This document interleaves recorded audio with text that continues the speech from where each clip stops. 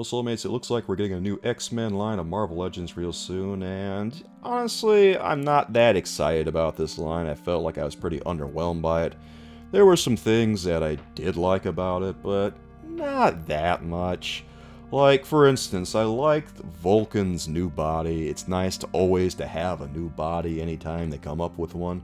But looking at Vulcan himself, I'm not that excited about the character to begin with, and when I look at the body, the details on are just painted on, and it's always kind of a drag whenever they do that, because it feels like they could do so much more with the action figure, even if they did take some artistic license with it, and sometimes I really wish they would, because when you look at some of these figures, they look really plain, and Vulcan is definitely one of those. He looks very plain to me, and I'm just kind of shrugging, going, okay. And Darwin is another one of those figures that I kind of just think, you know, whatever. It doesn't excite me all that much as a figure. And looking at him here, it looks like they're just reusing another Spider-Man body to make him. I do notice that they didn't include his gauntlets on his arms, and when you look at lots of images of Darwin, you do see him usually depicted with those gauntlets. So why they decided not to include those on the figure is strange to me, but maybe there's a drawing someplace that some artist did that doesn't have the gauntlets. I don't know. Wolverine is a figure that I just look at and I go, really? This figure again? It's the same Wolverine figure we've seen time and time again. You can see it on the pins. It's really obvious. And they're doing this, what looks like an Astonishing X-Men style body. And I feel nothing for it, because I have the original Toy Biz Apocalypse Wave Wolverine, who is the Astonishing X-Men Wolverine. And the sculpt on that figure is incredible. It just amazes me that, to this day, Hasbro still can't make a Wolverine figure that surpasses Toy Biz's Astonishing X-Men Wolverine, the Apocalypse Wave Wolverine. The paint job on the claws looks kind of cool. It's some kind of heated up effect that they've done, but, you know, the rest of the figure, it's whatever. They've put on a belt, they put on shoulder pads, they painted on his details, and they called it a day. Sabretooth was a little bit of a confusing figure for me, because this is supposed to be the first appearance of Sabretooth, but I went looking and I tried to find any depiction of him that has fingerless gloves and toeless shoes, and I couldn't find anything, so I really don't know what they're basing this figure on.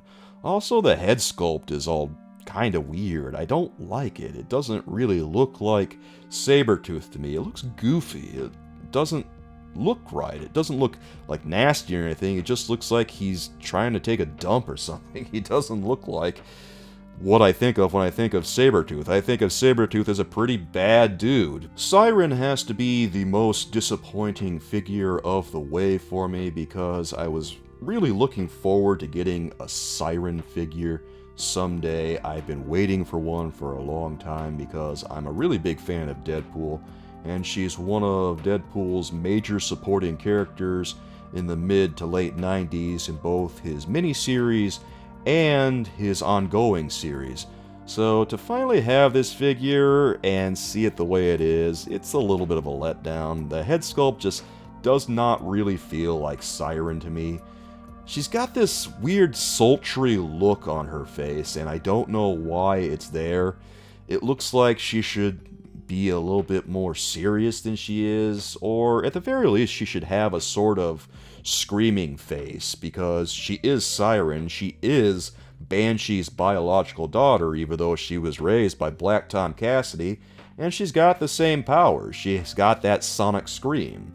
So not having that scream on her is kind of a total misfire in my mind. Also, looking at her body, it's just the same body that was used on Shriek in the Armadillo wave, and all the details are painted on again. It just looks really cheap. I'm so disappointed in this figure, and this is just so typical of the lady action figures that Hasbro puts out in the Marvel Legends line. I keep saying that half the line should be women, and then they put one woman action figure in a wave like this, and this is the quality that we have to look at. Havok is kind of another whatever figure for me. I really don't feel that strongly about him. His head sculpt is pretty good, and also I like the special effect he comes with. I think that it does look really nice, but the body is pretty unexciting. It's really bland.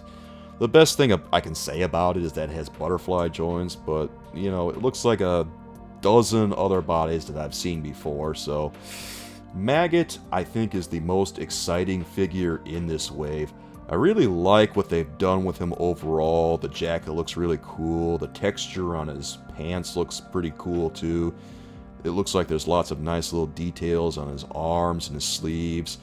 The one thing that does get me though is that his undershirt is kind of just painted on him, and that really lets it down for me because it feels like they put so much into the rest of him, and then you get to that and it's just painted on. So they were almost there with this one, but also I feel like he really needs his red shades. I know that Maggot doesn't always wear those red shades, but I like them. I think that they look cool on Maggot, and I wish they were there. It feels like it really completes his ensemble. And the last figure, of course, that we need to talk about is Bonebreaker, and this figure is one that I've actually been kind of excited for a long time because I've been a fan of Bonebreaker for a while. I've always liked him ever since I saw him in the Punisher comics and the Punisher video game. Not so much the X-Men stuff, but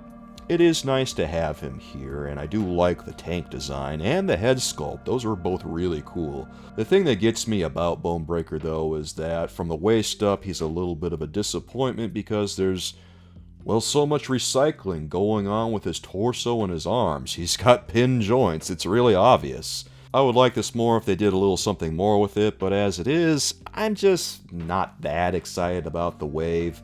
I think that this is a pretty bland wave. I think that there's a lot of recycling going on. It's hard to get excited about that. Well, Soulmates, what do you think of this Bonebreaker wave? Is this a must-have for you, or is this more of a wait and see when it goes on sale type of deal? Because right now, I think that's where I'm at. I feel like I'm going to have to wait and see when this one goes on sale, if I have to have any of it at all, because it's just, it doesn't feel like a very good wave to me. It feels really, really underwhelming. Well guys, let me know in the comments. I would love to hear from you. If you support what I do, please click subscribe and hit the bell for notifications so you don't miss a single video of mine when it comes out. And if you want to hang out with me and my soulmates, I stream live on Twitch Monday through Thursday at 6 p.m. Eastern Standard Time. I'll be back again soon with some more thoughts about new comic book toy releases. And until then, with love from me to you, bye-bye.